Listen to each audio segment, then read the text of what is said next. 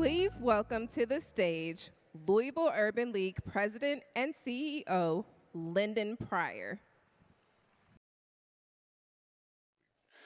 Good afternoon. I am Lyndon Pryor, and it is a God-given privilege to be able to stand before you as President and CEO of the Louisville Urban League. Thank you for joining us here this afternoon.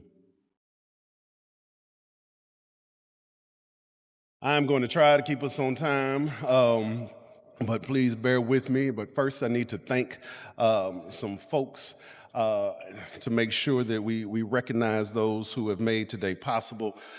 First and foremost, I thank God for giving me and granting me the opportunity to wake up and do this work every day and to hopefully make an impact, a positive impact on this community.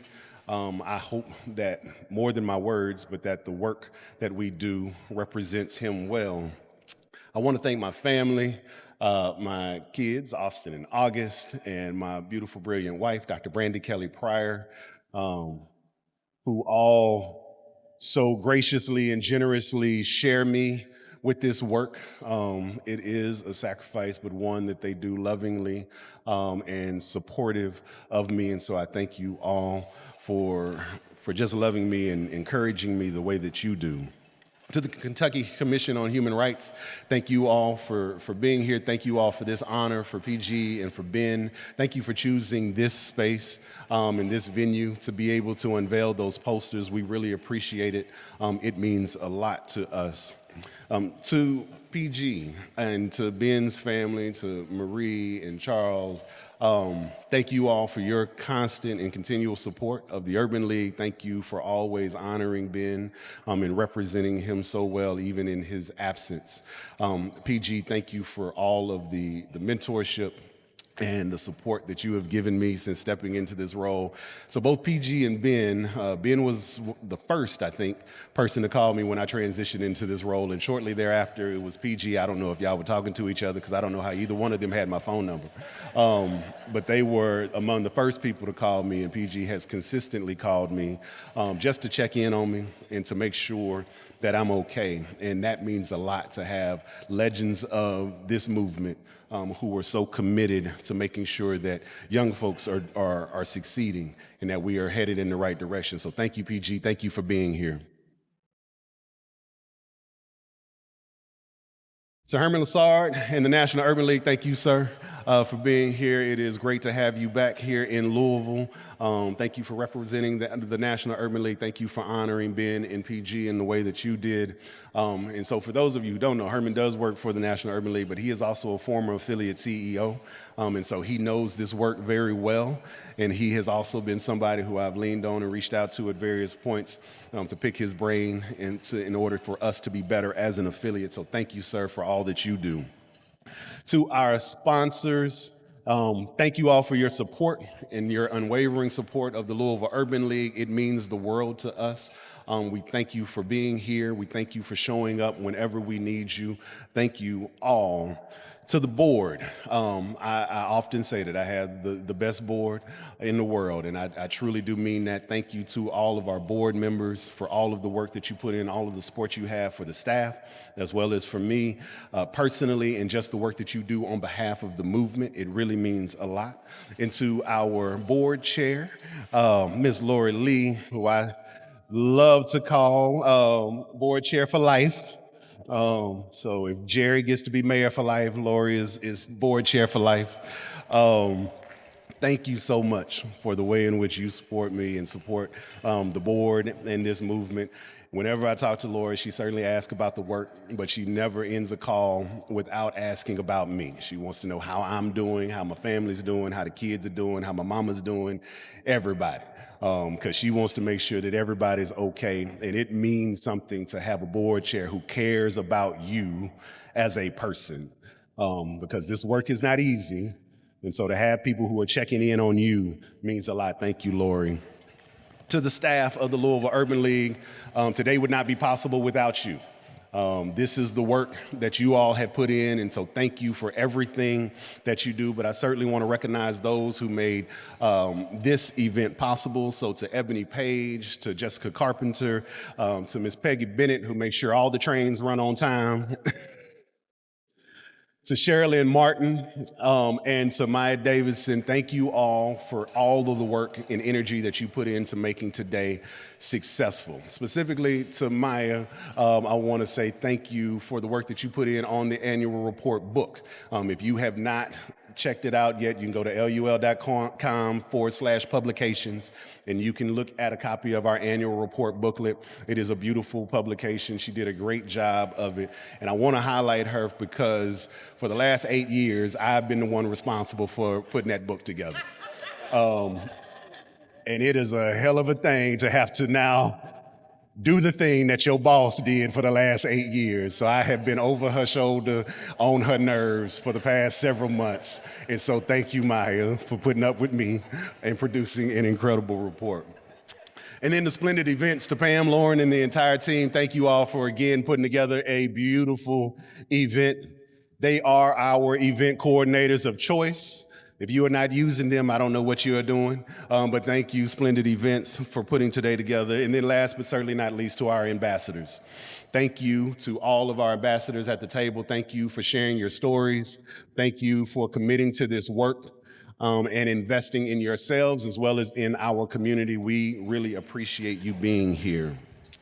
Now, before I get into these remarks, I'm going to ask you all to do something for me real quick. If you can, pull out your phones on your tables, on your place card there is a QR code that says about membership. I'm going to ask you really quickly to scan that code, go to the link, and then sit your phone down.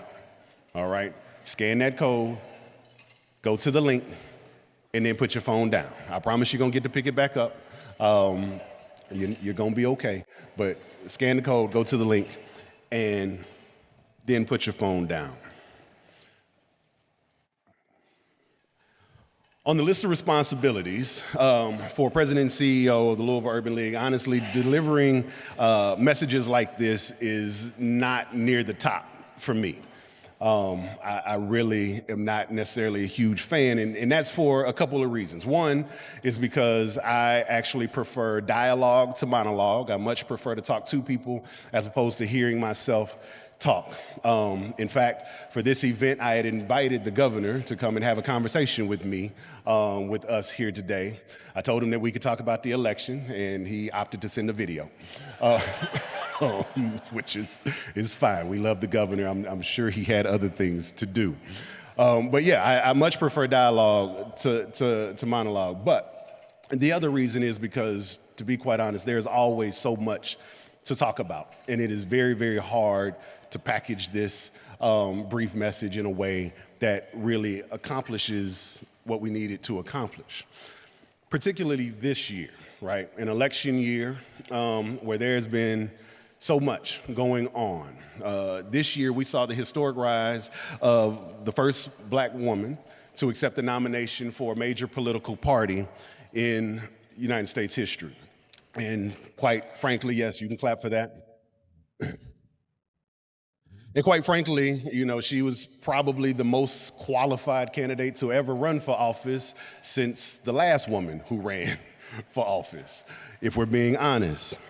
But we saw all of the joy and expectation and hope that came with that nomination dashed by a candidate who, for decades, has engaged in and currently still is surrounded by or continues to surround himself with just about every ism you could imagine.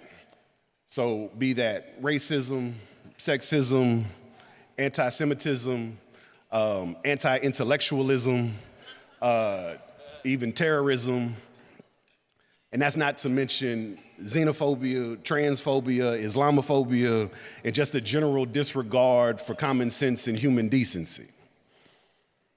A candidate who ran on a platform, a literal blueprint, to disrupt and unwind just about every step of progress we have made for women, for civil rights, for voting rights, for medicine, for education, for democracy, and more. I could spend days, honestly, talking about all of those things. And that's before we get to, Kentucky Assembly that just this year sought to rob public education of funding and that insists on meddling in the affairs of Louisville specifically, and is reducing healthcare access in a state that ranks among the least healthy in the nation. And this is on top of local initiatives that further criminalize homelessness, that do little to transform a broken transportation infrastructure, that prioritize police over people, and that ignore systemic harms done to Black and other marginalized communities. There is a lot for the Urban League to address and to talk about. And quite frankly, a lot of that, talking about that, feeds into the fears and the angst that so many people are feeling. And so this is difficult at times. But I have been reminded over the last few months by lots of different people in lots of different settings that this annual report luncheon is also an excellent opportunity to remind ourselves of who we are and what we are capable of achieving. Our story is woven in the very fabric of Louisville's history, a narrative that stretches back over a century.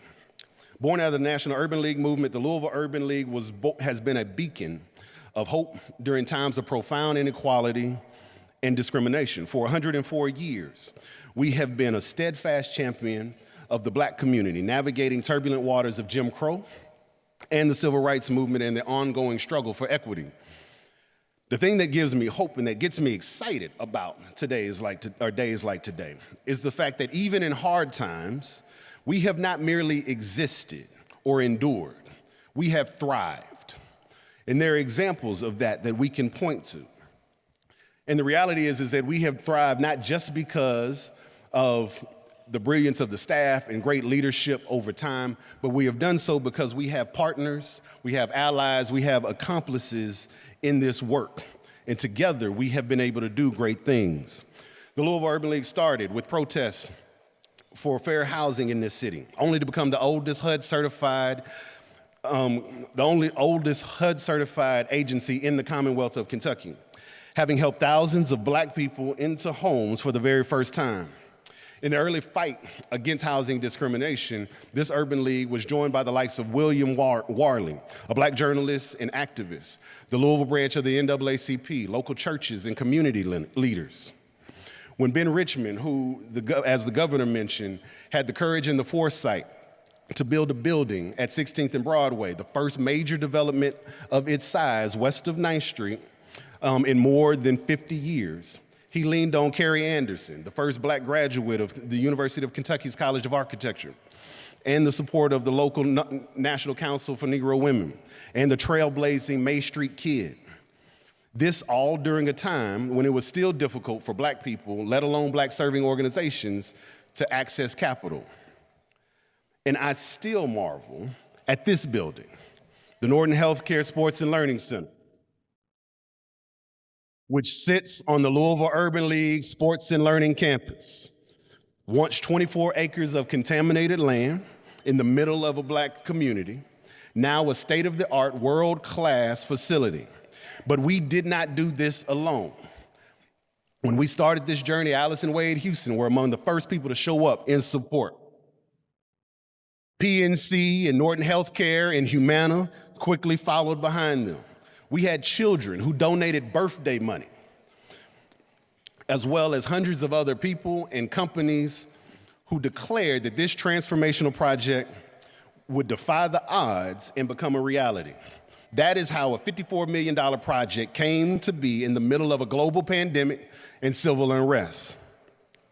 A project without which, make no mistake about it, there would be no YMCA, there would be no Goodwill Opportunity Campus, there would be no Norton West Louisville Hospital, and a whole lot of other things to come.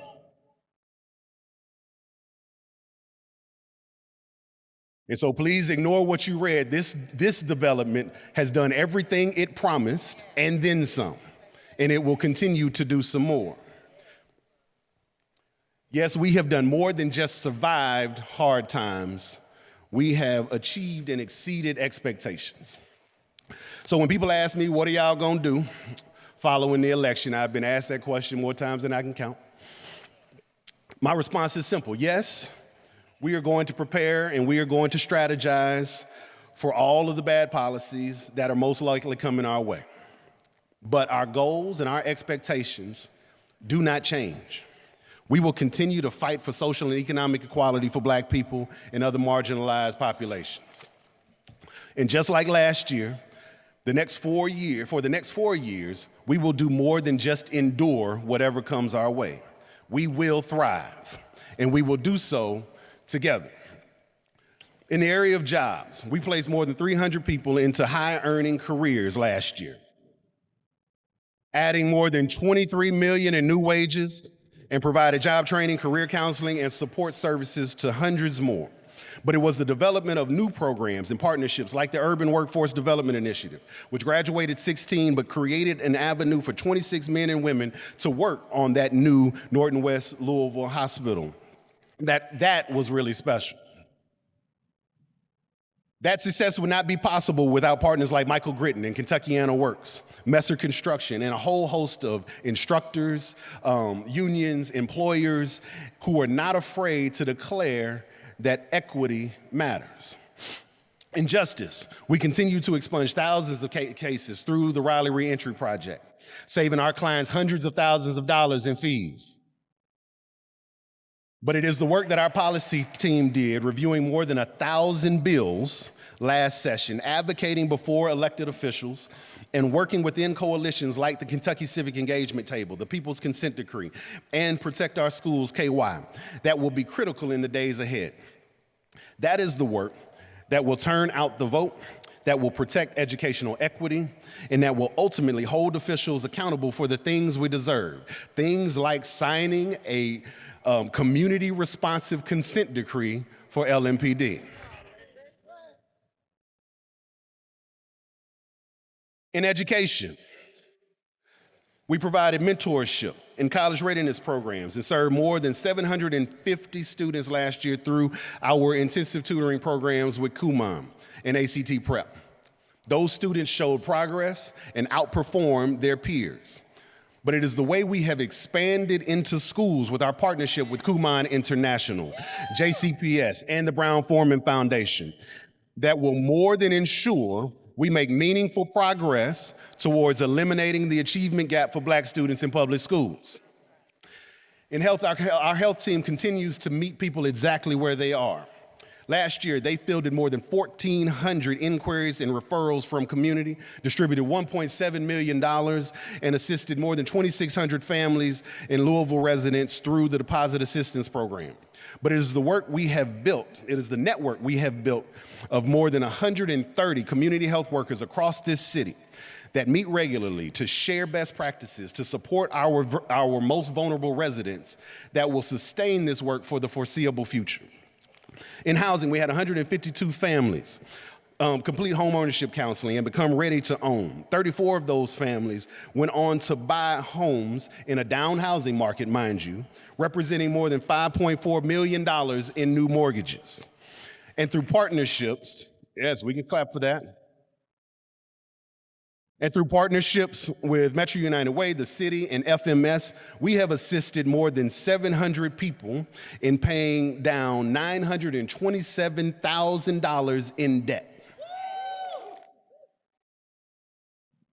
This is how we help families do more than just make ends meet, but build generational wealth.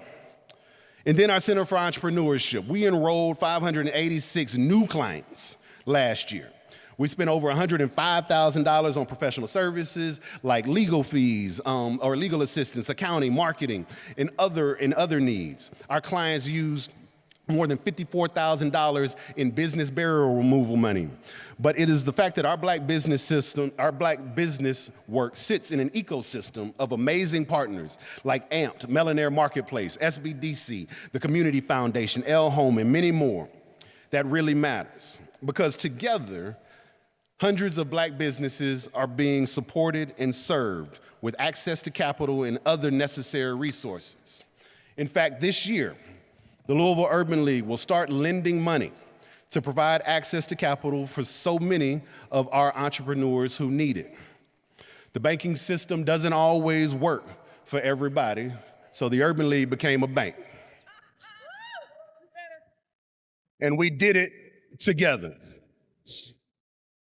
I've named many organizations and individuals and companies, and there are a whole lot that I didn't get to. I am trying to get through this message, who are our allies and our accomplices in this work.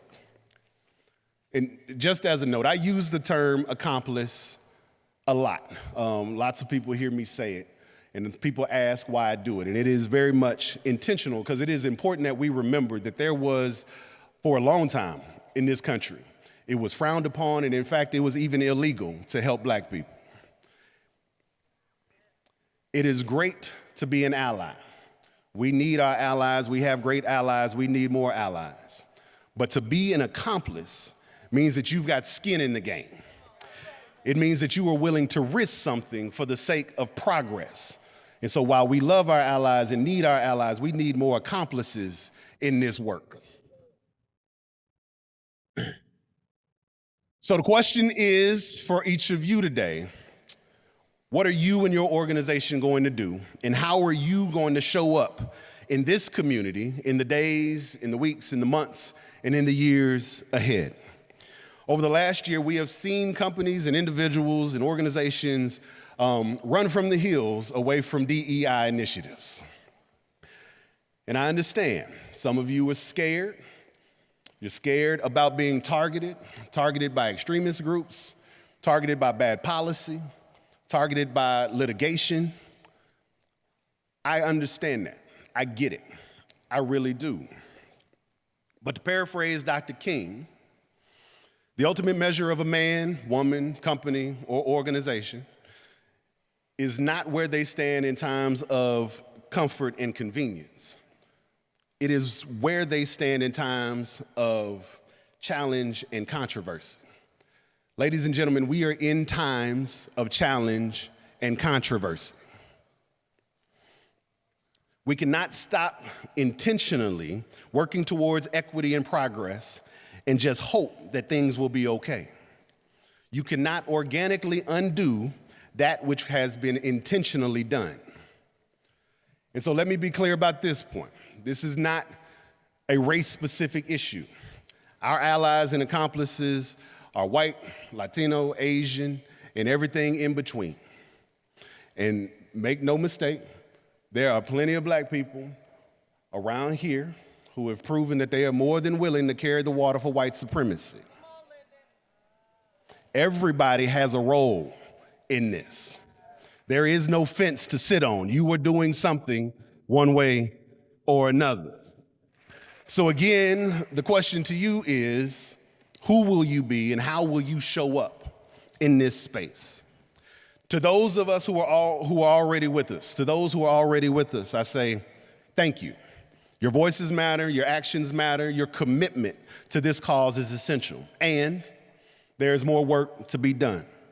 I encourage you to continue to speak up against injustice, to use your privilege to amplify marginalized voices, and to work alongside us to create a more equitable world. And to those who are still on the fence, wondering what you will do or how you should show up, let me first say this. This election season should be a reminder for everybody that, in the words of Audre Lorde, your silence will not protect you. At some point, we all are going to have to square our shoulders, stiffen our backs, and stand up for something.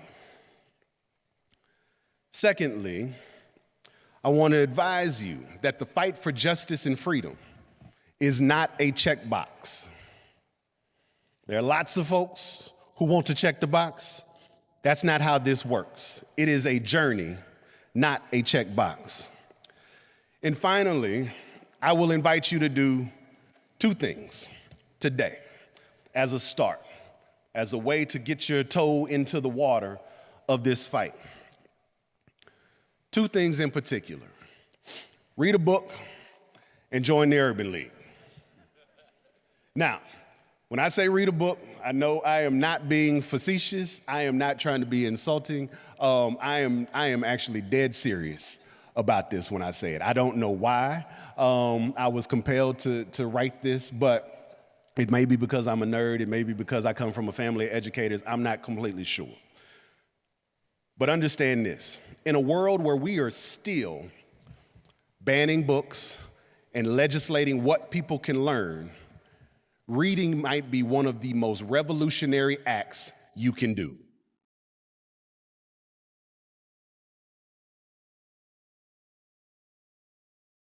And so I am serious when I say read a book. And then join the Urban League. So now here's the time where you can pick your phone back up.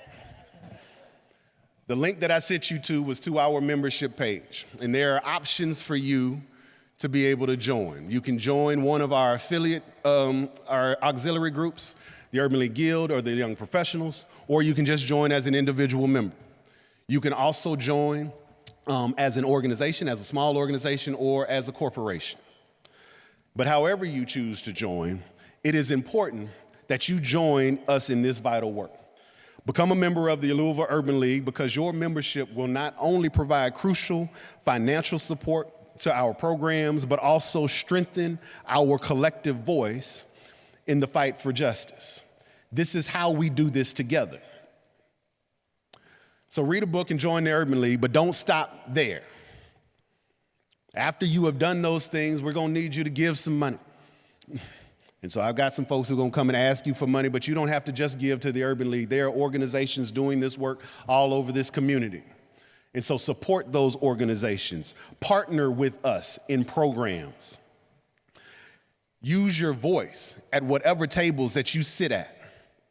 Take some risk and ultimately become an accomplice. Together we can build a future where every individual, regardless of their race, their background, their religion, their zip code, has the opportunity to thrive. Together we can create a Louisville that is truly inclusive, truly equitable, and just.